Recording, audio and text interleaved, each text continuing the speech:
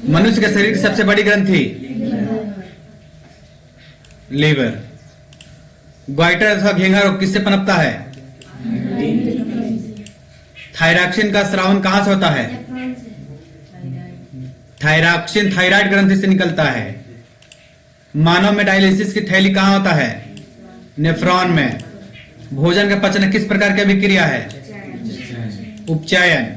कौन सा पादप नियंत्रक फल को बेचने वाले उपयोग करते हैं? इथाइलिन का प्रयोग करते हैं। वह संरचना जो उद्दीपन की पहचान करती है क्या कहलाती है? ग्राही कहलाती है। निम्न में से कौन सा अंतःस्रावी और बाह्यस्रावी दोनों प्रकार की ग्रंथि है? कौन है? अग्नाशय। अंतःस्रावी ग्रंथि वृक्क के ऊपर होती है। किसमें? एड्रिनल में। जीवों में ध्वनि ग्रहण करने की संवेदी अंग कौन है? श्रवणग्राही। वृक्क के ऊपर स्थित अंतःस्रावी ग्रंथि कौन सा होता है? अधिवृक्क, है ना। एड्रिनल हार्मोन को स्रावित होता है कहां से? अधिवृक्क से। इनमें से कौन सा संवेदी ग्राही नहीं है? दिमाग। मेरुरज्जु कहां से निकलता है? मेडुला से। इनमें से कौन गैसीय अवस्था में पाया जाता है? एथिलीन। इनमें से कौन सा पादप हार्मोन है? साइटोकाइनिन। कई बार पूछा गया वाला क्वेश्चन हो। दो तंत्रिका कोशिकाओं के मध्य का स्थान को क्या कहा जाता है? सिनेप्टिक कहा जाता है। क्या कहते हैं? सिनेप्टिक। ये गलत लिखा हुआ है, सिनेप्टिक ध्यान रखेंगे। मस्तिष्क का उत्तरदायी भाग, मस्तिष्क का काम क्या है? किसके लिए उत्तरदायी है? सोचने के लिए, हृदय स्पंदन के लिए और शरीर का संतुलन बनाए रखने के लिए, यानी सभी कार्य के लिए जरूरी है।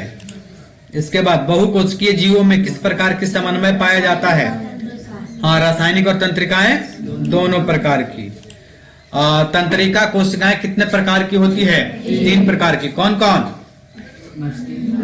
पहला होता है मस्तिष्क, और दूसरा होता है मेरुरज्जु, और तीसरा होता है नस। क्या होता है? नस। ठीक है ना। तो 3 प्रकार का ध्यान रखेंगे। चलिए 21 नंबर कह रहा है कि प्रतिवर्ती चाप बनते हैं किसमें से? किसमें से? मेरुरज्जु में से। ठीक है। इसके बाद शरीर का प्रधान नियंत्रण ग्रंथि कौन है? पीयूष ग्रंथि कहते हैं। शरीर के प्रधान नियंत्रण ग्रंथि को पीयूष ग्रंथि कहा जाता है। अंतःस्रावी ग्रंथि है कौन? नलिका वाहिनी या नलिका युक्त? नलिका वाहिनी। अंतःस्रावी ग्रंथि नलिका वाहिनी। चलिए जितना किए उतना ध्यान रखिए।